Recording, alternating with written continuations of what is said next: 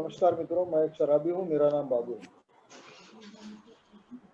ईश्वर की असीम कृपा है, आप लोगों की सुंदर संगत के कारण मैंने शराब नहीं पी है और शराब नहीं पीने के कारण जिंदगी में खुश हूँ। मित्रों, बड़ा अच्छा विषय है आज का कि मैं मेरी रिकवरी के लिए जवाबदार हूँ या फिर जिसको हम स्लिप्स बोलते हैं। अभी ये स्लिप्स, इन विषयों पर हम स्लिप नाम के विषय पे ज्यादा चर्चा करते नहीं है अल्कोहलिक्स अनोनिमस में, लेकिन हमारे जो नए मेंबर है उन लोगों को बताने के लिए कई बार ये स्लिप्स कैसे रोकी जाए इसके ऊपर हम चर्चा करते रहते हैं। स्लिप्स के बारे में इसलिए भी चर्चा नहीं करते कि बहुत बार लोग ये यहीं से सीखते हैं, दोबारा पी लेने को स्लिप बोलते हैं। हमारे एक बड़े अच्छे मेंबर थे, बहुत अच्छे सोबर हुए हो। एक बार वो बियर बार में शराब पीते हुए बैठे थे, उनकी खुद की शेयरिंग है ये, और बियर बार में बैठ के वो 12 स्टेपिंग कर रहे थे, सामने वाले को एक का मैसेज दे रहे थे और इतने ब्रिलियंट है कि पूरी बिग बुक का एक एक पेज उनको याद था, कौन से पेज पे क्या लिखा हुआ। जब सामने वाले ने पूछा कि भाई ये तो ठीक है, आप बहुत अच्छी चीजें बता रहे हैं डिसीज के बारे में, रिकवरी के बारे में, लेकिन आप तो पी रहे हैं, ऐसा क्यों? तो उन्होंने जवाब दिया था कि इसको स्लिप बोलते हैं, ये स्लिप कहलाती है। तो स्लिप का बहुत बार हम नाजायज फायदा उठा लेते हैं। एक अल्कोहलिक माइंड है ये कुछ भी कर सकता है कि भाई यहाँ स्लिप चलती है, ऐसा हमको लगता है। लेकिन मित्रों, जैसे ही हम अल्कोहलिक्स अनोनिमस के प्रोग्राम में एंट्री करते हैं तो हमको पता चलता है ये प्रोग्राम ईश्वरीय प्रोग्राम है, आध्यात्मिक प्रोग्राम, पूरा प्रोग्राम। और इसमें स्लीप नाम की चीज कोई हो ही नहीं सकती। मुझे निरंतर आगे बढ़ते रहने का है। हालांकि ये स्टेप्स जो हम करते हैं अल्कोहलिक्स अनोनिमस में वो पूरे सजेस्टिव है। हमको ये स्टेप लेना है नहीं लेना है ये हमारी मर्जी है।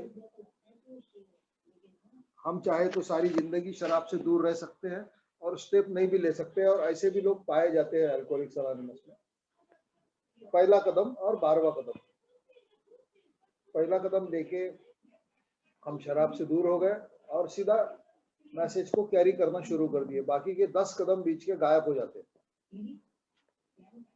इसके परिणाम हमको हमारी जिंदगी में देखने को मिलते हैं। मैं शराब पिया करता था और मेरे परिवार के लोगों को ये सुनने को मिलता था कि देखो वो बेवड़े की बीवी जा रही, बेवड़े के बच्चे जा रहे। तो पीना मेरा चालू था, लेकिन भुगतना उनको पड़ रहा था। लेकिन इसके ठीक उल्टा भी है। जैसे ही मैं रिकवरी में आ जाता हूँ, मैं 12 कदमों पे चलता हूँ ठीक से। अगर मैं ठीक से चला तो इन कदमों को समझ के इस पर एक्शन मैंने ली तो मेरे चलने से मेरे परिवार के चेहरे पे बड़ी खुशियां रहती है। और आफ्टर ऑल मैं दुनिया में कुछ भी करूं, सारी चीजें तो परिवार के लिए ही है ना। अगर मेरे ए में आने से या 12 कदमों पे चलने से परिवार मेरा खुश नहीं है, परिवार में प्रॉब्लम है, तो फिर मेरी रिकवरी बेकार है। अभी सुधीर भाई ने बताया कि किसी भी प्रकार की स्लिप हो, कई साल मैं शराब से दूर रहने के बाद में इस डिसीज को इमोशनल डिसीज भी बोला जाता है। बार बार इधर एक ही ट्रेनिंग दी जाती है कि सब कुछ मेरे जिंदगी में ऊपर वाले की इच्छा से, ऊपर वाले की मर्जी से हो रहा है। लेकिन फिर से कभी एक आध बार मेरी जिंदगी में कुछ अच्छी चीज नहीं हुई, मेरे मर्जी से नहीं हुई, मेरे मतलब की नहीं हुई तो फिर मुझे लगता है कि यार मैं इतने सालों से एक प्रोग्राम पर चल रहा हूँ, ऊपर वाले ने मेरी नहीं सुनी, अब ये प्रोग्राम पर चलना बेकार है, ऐसा भी लगने लगता है। शायद मैं उस वक्त शराब नहीं पीता, लेकिन उस वक्त मुझे ये समझना बहुत जरूरी है कि मेरा जो भरोसा है, मेरा जो यकीन है, मेरा जो विश्वास है ऊपर वाले पे, वो बढ़ने के बजाय कम हो रहा है। यानी उस वक्त मुझे ज्यादा प्रोग्राम लेने की जरूरत, उस वक्त मुझे स्पॉन्सर की ज्यादा जरूरत, उस वक्त मुझे आध्यात्मिक प्रोग्राम और ज्यादा तेजी से अपने जीवन में लाने की बहुत जरूरत है। ऐसी वो सिचुएशन की मांग होती है, डिमांड होती है। लेकिन अल्कोहलिज्म पावरफुल है, कनिंग बैफलिंग डिसीज है, ये दूर चकमा देने वाली बीमारी। मुझे बड़े चालाकी से इमोशन के चक्कर में लाके कि यार तेरी इच्छा पूरी नहीं हुई, इतने दिन तू शराब से दूर है, प्रोग्राम पर भी चल रहा है, सारी स्टेप ले रहा है, फिर भी देख तेरे साथ ऐसा हो गया। ये मुझे अल्कोहलिज्म अंदर से बताते रहता है। अल्कोहलिज्म मेरे अंदर ही है ना, अल्कोहलिज्म बाहर थोड़ी है, अल्कोहलिज्म बाहर नहीं है, अल्कोहलिज्म मेरे अंदर है। वो मुझसे बात करते रहता है। हम लोग अक्सर यहाँ बोलते हैं कि दोनों भी चीजें साथ में चल रही है हमारे, अल्कोहलिज्म भी है और रिकवरी भी साथ में चल रही है। कभी कभी अल्कोहलिज्म का पलटा भारी हो जाता है। मुझे मेरे कैरेक्टर डिफेक्ट जो मैं पाल के रखता हूँ, कुछ कुछ लोगों से इतनी नफरत होती है, इतनी ज्यादा नफरत रहती है कि मैं बोल तो देता हूँ कि मैंने मेरी खुन्नस की स्टेप ले लिए, मैंने सब कुछ क्षमा कर दिया है और क्षमा मांग भी लिए। अब मेरे किसी से कोई झंझट नहीं है, कोई दुश्मनी नहीं है। मगर मैं ईश्वर की इच्छा को भूल जाता हूँ। ईश्वर ये चाहता है कि जो कुछ भी वो कर रहा है वो अपने ढंग से अपनी जिंदगी जी रहा है। भाई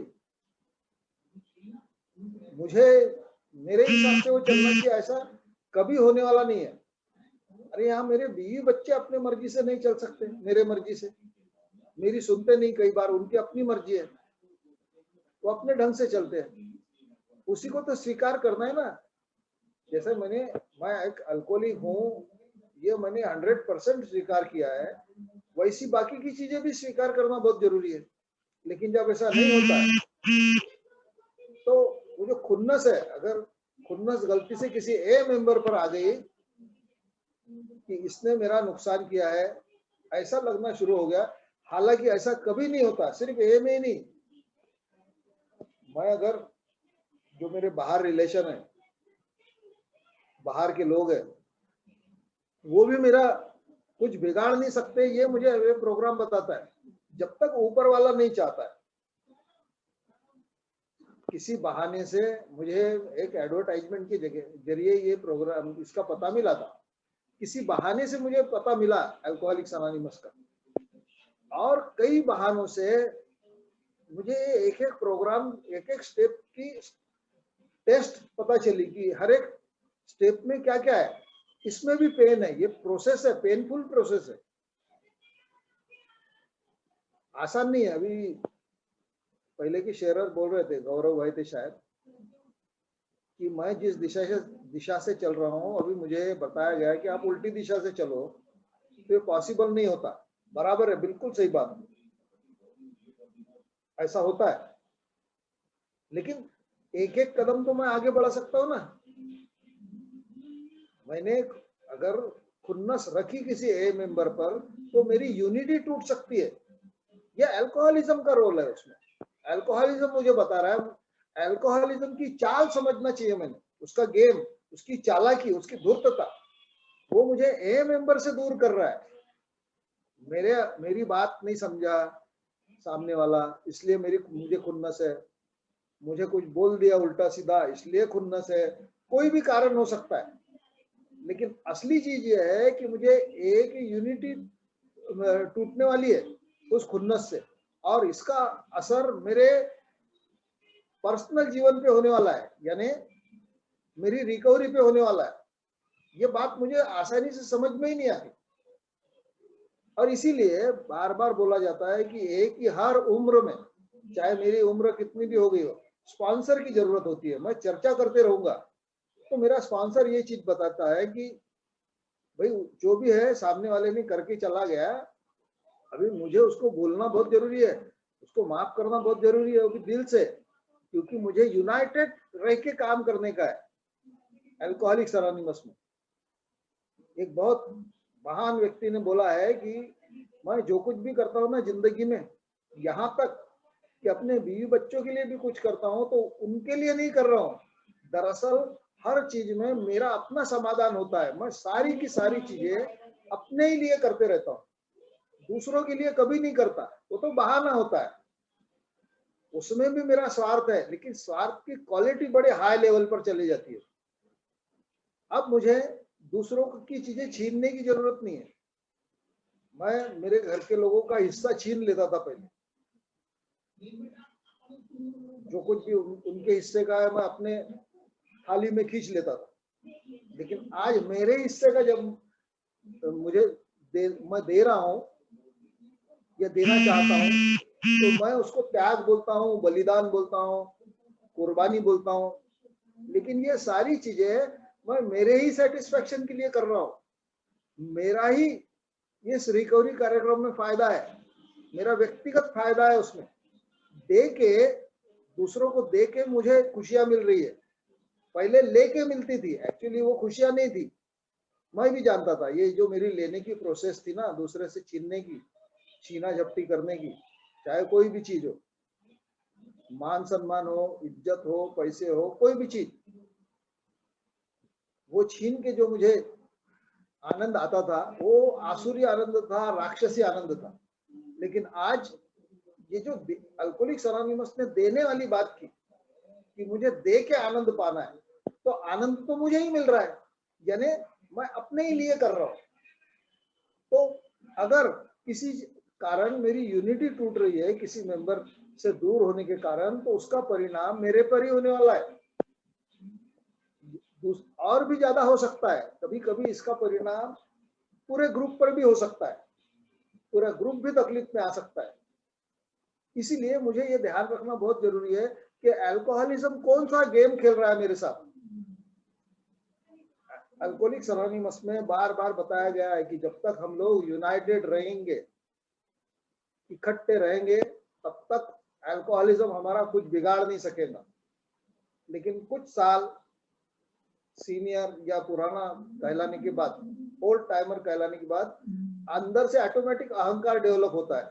ये जो अहंकार आता है ना, ये सोब्राइटी के कारण नहीं आ रहा है। मुझे लगता है कि ये सोब्राइटी के कारण आ रहा है।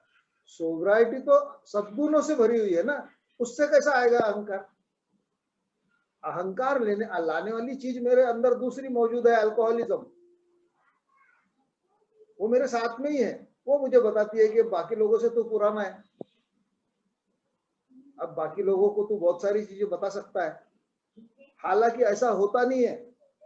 कई नए मेंबर मुझे कई सारी चीजें रोज सिखाते हैं, लेकिन वो मेरा अहंकार मेरे सीखने की प्रोसेस पर सीधा वार करता है, और उसका नतीजा मुझे ही भुगतना पड़ता है। मेरे कान बंद हो जाते हैं। शुरुआत के दिनों में कई साल तो मैंने अच्छा काम किया, जिससे मुझे भी फायदे हुए, मेरे परिवार को भी हुए, मेरे रिश्तेदारियों में भी हुए, मेरे फाइनेंशियल एक्टिविटीज में भी हुए, हर जगह हुए। लेकिन अब जब सब कुछ ठीक मुझे दिख रहा है, तब ये एक नया अहंकार डेवलप हो जाता है, सोब्राइटी का अहंकार, सीनियरिटी का अहंकार। दरअसल ये अल्कोहलिज्म की देन है। अल्कोहलिज्म अपना स्वरूप बदलते रहता है। शुरुआत में जब हम आए थे तो अल्कोहलिज्म शराब के रूप में था, फिर दूसरे कैरेक्टर डिफेक्ट्स सेक्स के रूप में था, फिर इजी मनी के चक्कर में आया, फिर और जब मैं पुराना हुआ, शराब से दूर होते गया, तो फिर मुझे उस अहंकार ने बताया कि अब तेरा मान सम्मान होना चाहिए अल्कोहलिक्स एनोनिमस में, क्योंकि अब तू पुराना है। ग्रुप ने तुझे पूछना चाहिए कि भैया क्या करना चाहिए और क्या नहीं करना चाहिए। अरे भैया ऐसा क्यों होगा? ग्रुप के लोग बेवकूफ है क्या? उनको समझता नहीं है क्या? और जब मेरी बात नहीं सुनी जाती है तब मुझे लगता है कि ये लोगों को कुछ आता नहीं है, इनको कुछ समझ में नहीं आ रहा, ये ग्रुप का नुकसान कर बैठेंगे। बहुत बार ग्रुप कॉन्शियस मेरे हिसाब से नहीं आता, तब मुझे लगता है कि अब ग्रुप तकलीफ में आ सकता है। मगर मैं एक बात भूल जाता हूँ कि ग्रुप कभी तकलीफ में आने वाला नहीं है, क्योंकि ग्रुप ये ईश्वर के हाथ में होता है, किसी एक आदमी के, दो आदमी के या चार आदमियों के हाथ में नहीं होता। अगर मैंने खुन्नस के कारण या मेरे अहंकार के कारण दो चार लोगों को लेके अलग हो भी गया मैं, तो भी मेरा फायदा नहीं होने वाला, नुकसान ही करूंगा मैं, और दूसरों का नहीं या ग्रुप का नहीं, मैं खुद का ही, आफ्टर ऑल फाइनली मैं खुद का नुकसान कर बैठूंगा।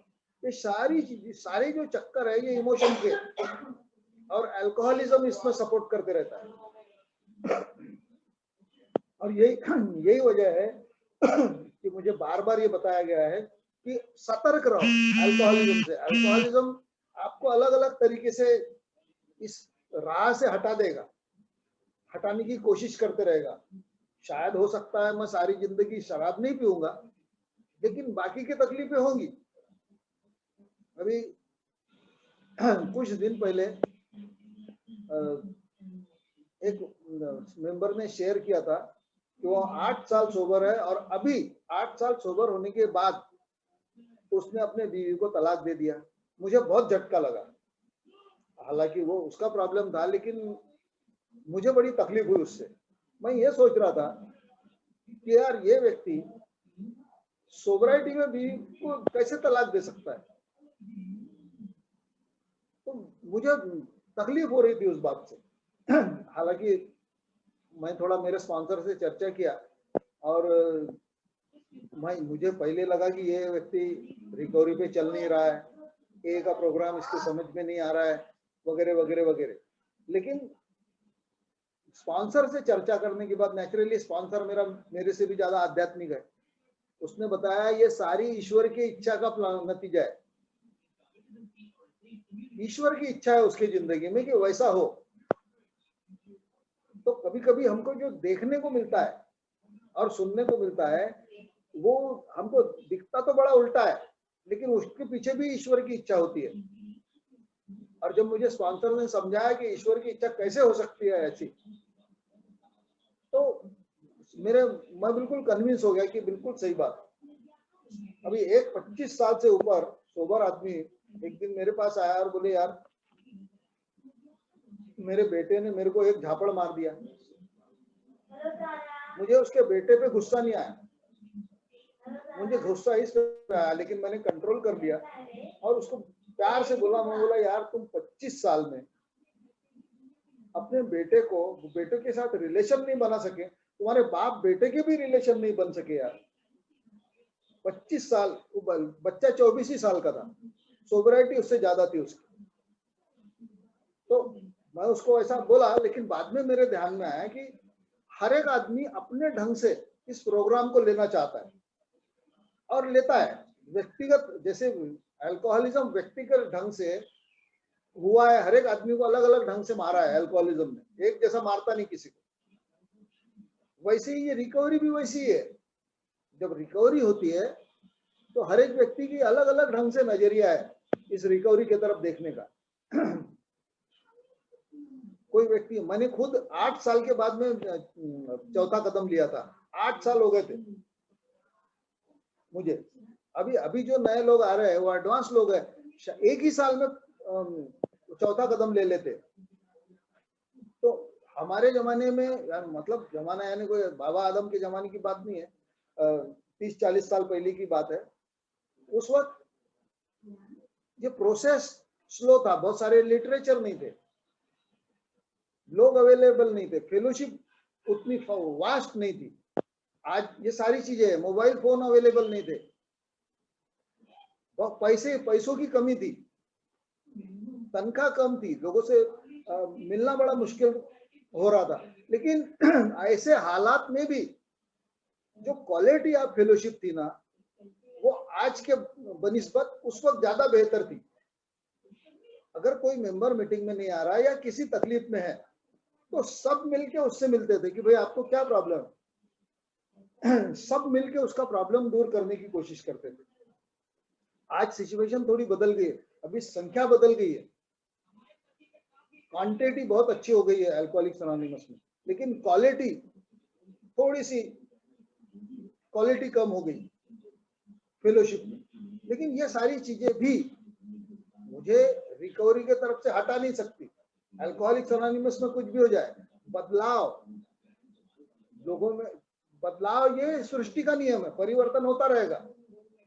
पहले जब मैं एए में आया तो मेरी शादी ही नहीं हुई थी, आज मेरे बच्चे बड़े बड़े हैं, वो स्कूल कॉलेज जाने के लायक हो गए, परिस्थिति चेंज हो गई। पर मैंने मेरे बच्चों को बचपने में अलग ढंग से उनको समझाता था, आज बच्चे बहुत सारी चीजें मुझे समझाते।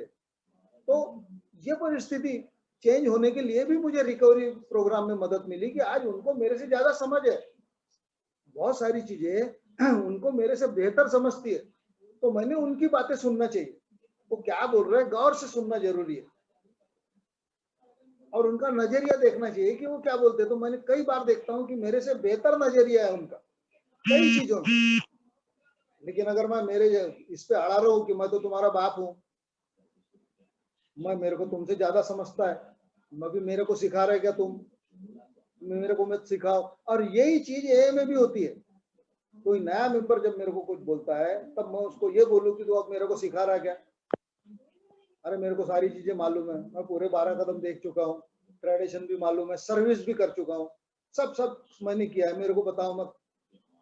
तो उस वक्त मैंने पहचान लेना चाहिए अल्कोहलिज्म की चाल को, अल्कोहलिज्म के गेम को। गेम खेल रहा है मेरे साथ, उस मेंबर से दूर करने वाला है मुझे। अगर मैंने बच्चों की नहीं सुनी है तो बच्चों से मैं दूर हो जाऊंगा।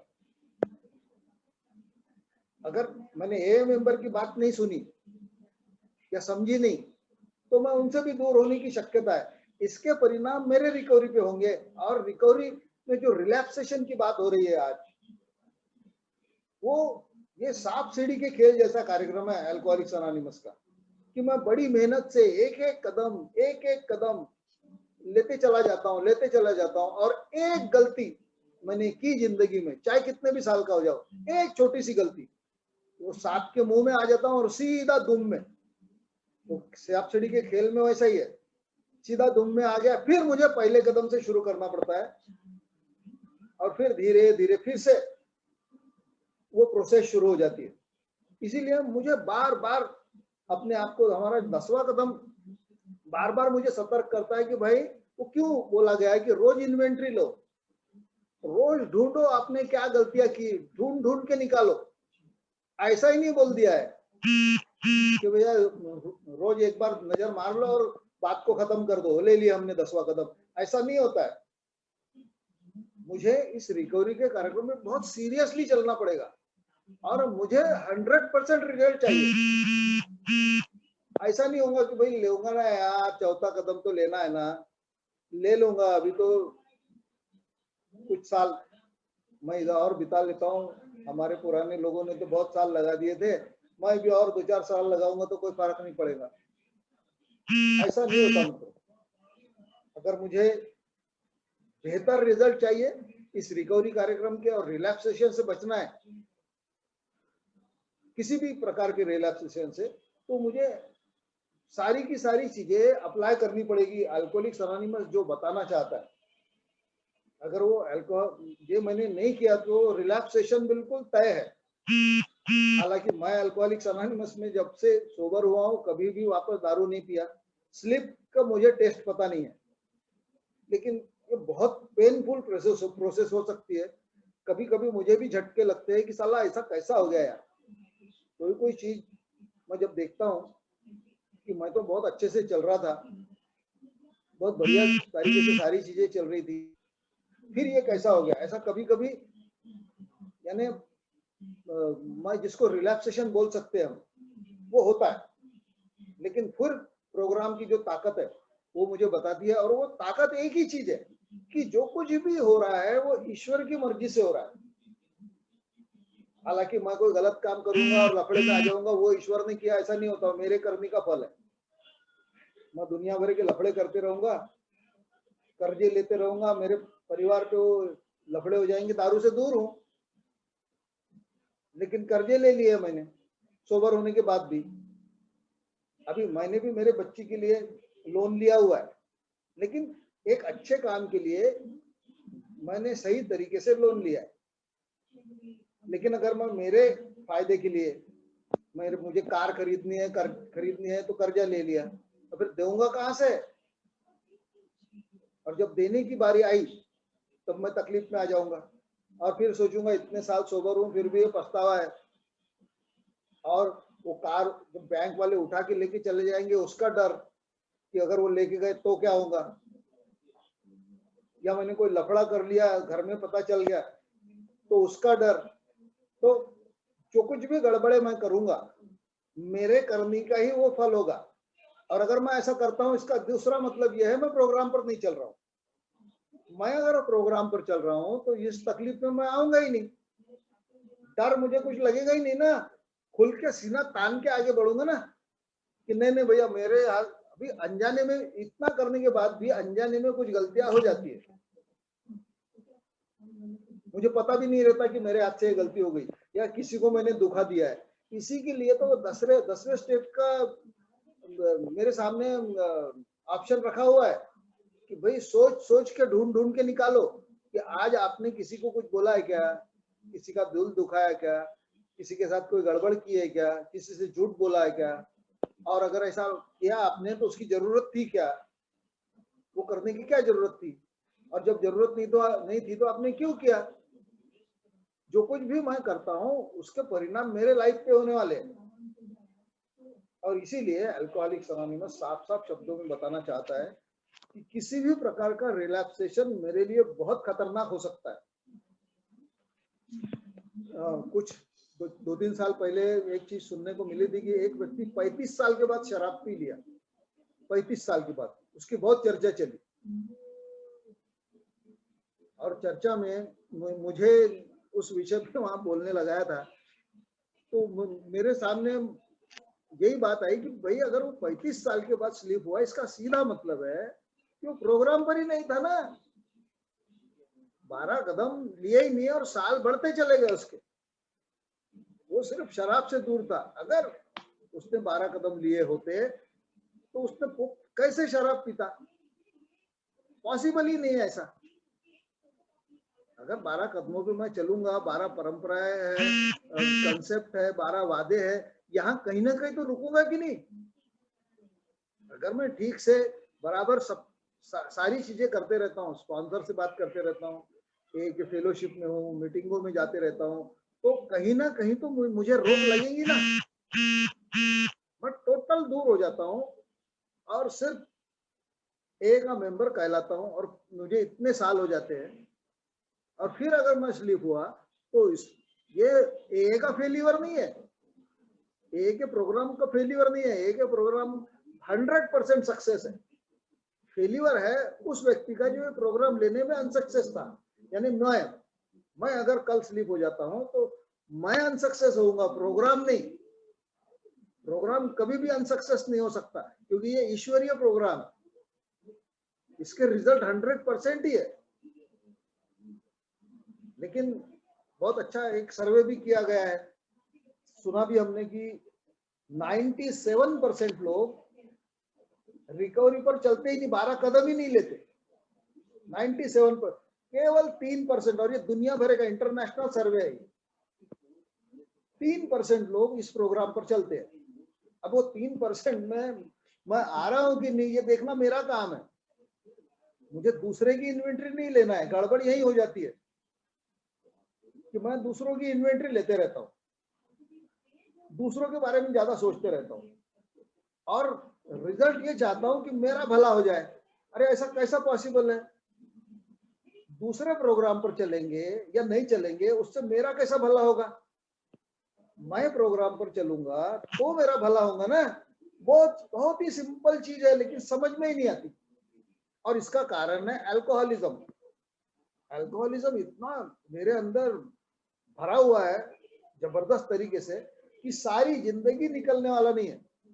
मैंने जो किया वही सच लगता है मुझे, जो मैंने बोला वही सच है, बाकी के लोग बोल रहे हो सब बेवकूफ है, मैं जो करता हूँ वही सही है। अब तो मैं बहुत साल सोबर हो गया हूँ, तो अब तो मुझे सर्टिफिकेट मिलना चाहिए कि मैंने जो किया वो बिल्कुल करेक्ट है। ऐसा कैसा पॉसिबल है?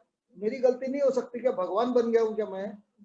इतने साल में सोबर हूँ तो अभी क्या ईश्वर बन गया हूँ? मुझसे कोई गलती नहीं होगी? मैं गलत नहीं कर सकता? मेरे हाथ से अनजाने में भी गलती हो सकती है। तो मेरी गलती ढूंढने के लिए मुझे मेरा जो दिमाग खुला रखना बहुत जरूरी है ना।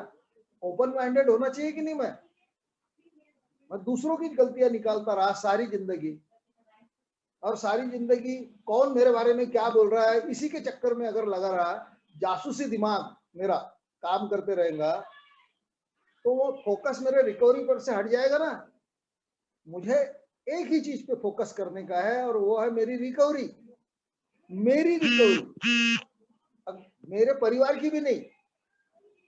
मुझे ईमानदार रहने के लिए बताया है इन्हें, अपने खुद के साथ, बीवी बच्चों के साथ नहीं। वो तो जब मैं खुद के साथ हो जाऊंगा ना, तो ऑटोमेटिक उनके साथ हो जाऊंगा, वो प्रोसेस में ही आ जाऊंगा मैं, मुझे कुछ ज्यादा करने की जरूरत ही नहीं पड़ेगी। और प्रोग्राम भी दो तरीके का है ना, मेरी ग्रैंडियोसिटी सामने आ जाती है। मैं दिखाना कुछ चाहता हूँ कि भैया अभी मैं देखो कितना अच्छा बोल सकता हूँ, कितना अच्छा चल सकता हूँ इस प्रोग्राम पर, कितना बढ़िया प्रोग्राम है, कितने अच्छे लिटरेचर है। ये हो गई बाहरी चीजें। अभी मैंने कार खरीद लिया, 2-3 मकान भी बन गए मेरे, बहुत बढ़िया बच्चे एजुकेशन भी कर रही है, ये बाहरी चीजें है। अरे अंदर का कैसा? मेरे कैरेक्टर डिफेक्ट्स, जिनको मैंने पाल के रखा है बड़े बच्चे जैसा, उसको रखा है बिल्कुल सीक्रेटली दबा के चुपचाप, उसका क्या होगा? वो नहीं निकालना है क्या मुझे? वही तो हमारा अभी 7वां महीना चल रहा है, और ये जो प्रोसेस है ये ईश्वरीय प्रोसेस है। ईश्वर मुझे मदद करने वाला है, मेरे मर्जी से थोड़ी होगा कि मैं ईश्वर को ऑर्डर दूंगा कि ईश्वर मेरा ये वाला कैरेक्टर डिफेक्ट निकाल देना है, खुन्नस वाला, ये गुस्से वाला मत निकालना, अहंकार वाला रहने देना। ये ईश्वर को मैं ऑर्डर देते चला जाऊंगा तो फिर मैंने ईश्वर से मेरा परिचय नहीं हुआ। अगर मैं ऐसा कर रहा हूं तो ईश्वर के मर्जी से ही सारी चीजें हो सकती है। मेरा एक ही काम है कि ईश्वर के सामने टोटल सरेंडर होके झुक जाऊं, और ईश्वर को बोलूं कि ये कैरेक्टर डिफेक्ट भी निकाल दे भगवान। ये जो बचे हुए वो कैसे निकालना है ईश्वर बराबर करता है, वो क्या करने का है ईश्वर बराबर मुझे मार्गदर्शन करेगा।